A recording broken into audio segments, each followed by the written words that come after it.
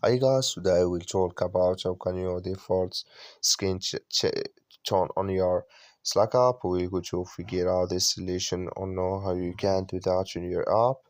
So you just follow this switch, then it's going to work with you. So all you have to do, you just go here above your photo profile, click on it here.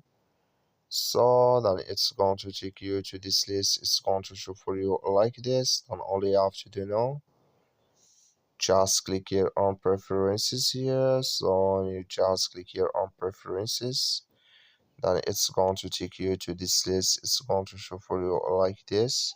Click here on default emoji skin tone, just click on it here. Then here can you select it in this list, your default skin tone here on your Slack app. That's all you have to do. Thank you for watching. Don't forget to support us by liking, subscribe.